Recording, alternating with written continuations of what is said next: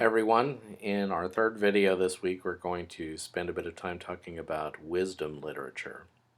This is sort of the last category of the content of the Hebrew Bible that we're going to talk about. So where is wisdom literature in the Old Testament, or what constitutes wisdom literature? Some of the Psalms, and we'll show you an example in just a bit, are considered to be wisdom literature. The Proverbs are considered to be kind of folk wisdom literature, or wisdom coming from sort of everyday life and common circumstances and advice you give to anybody on the street.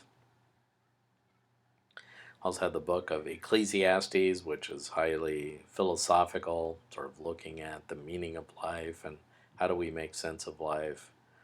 How can wisdom be applied to understanding what life is all about? And then finally, we have the very long book of Job, which is also considered wisdom literature, and as we'll see, is in dialogue with these other books. If you wanted to look at a couple of other examples of wisdom literature that didn't make it into the Protestant Bible, as we explained earlier in the course, but are included in the Catholic Bible or in Orthodox Bibles, we have the Book of Wisdom and the Book of Sirach. So if you ever wanted to take a look at what those books were like, they are also great examples of wisdom literature. So what is wisdom literature? Well, it provides instruction about how to live a virtuous life. So poses the question, how do I live a virtuous life? And attempts to provide answers. Wisdom literature often suggests a relationship between virtuous living and success and or happiness. So some wisdom literature greatly stresses the idea that if you live a virtuous life, you will lead a happy and successful life.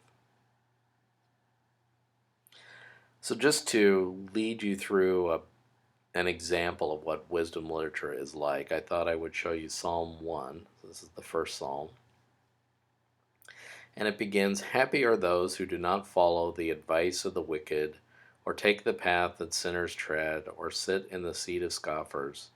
But their delight is in the law of the Lord, and on his law they meditate day and night." So you see that the first word is happy, some translations blessed.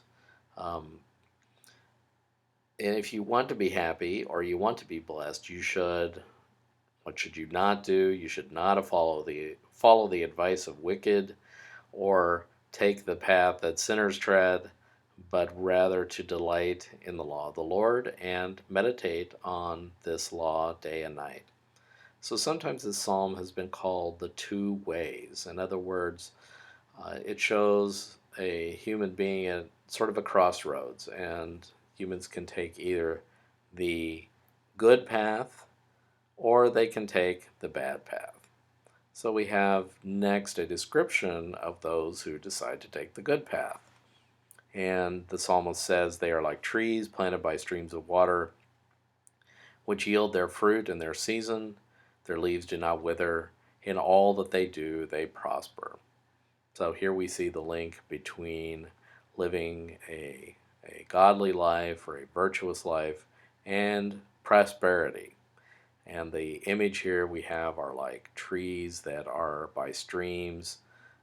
Again, something not very common in Israelite culture, but this almost sounds like the Garden of Eden in a sense, that the trees are very fruitful and they're constantly yielding and everything is wonderful.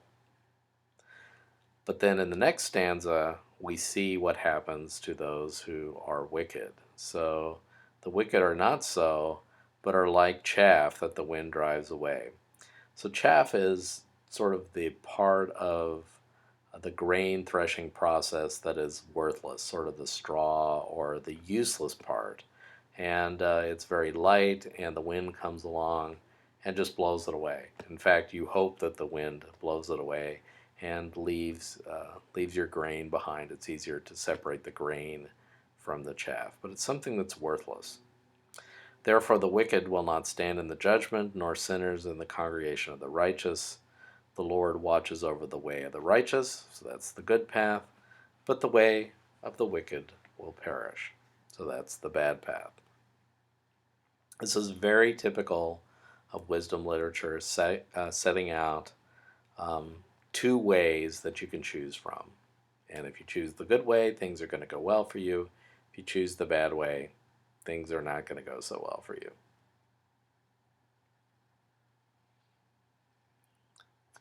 However, we can't just leave wisdom literature there, because it also explores the tensions between the ways that things should work and the way that they actually work. So I used to use the example when I was teaching undergrads as a graduate student instructor. Um, and we would talk about, well, what happens when you don't study for a test? And they would all say, well, you're probably, unless you're really brilliant, you're probably not going to do well.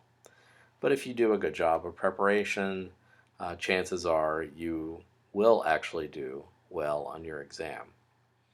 So we could say that this principle, good preparation results in good grades, applies a lot of the time. But it doesn't necessarily apply all the time either. So it can be a general rule, but we can also question the general rule.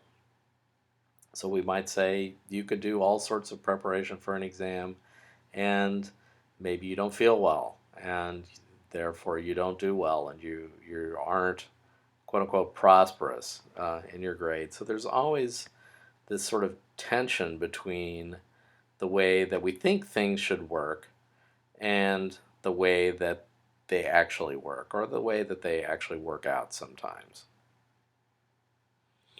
So books like the Book of Job raise questions of theodicy. And theodicy is a term that refers to divine justice. So in the Book of Job, we have a story about a man who does everything right. He follows all the rules. He loves his children. He makes sure that he prays for them every day. He sacrifices. He is the perfect man. He is set up as the paradigmatic perfect man. Yet horrible, horrible, horrible things happen to him.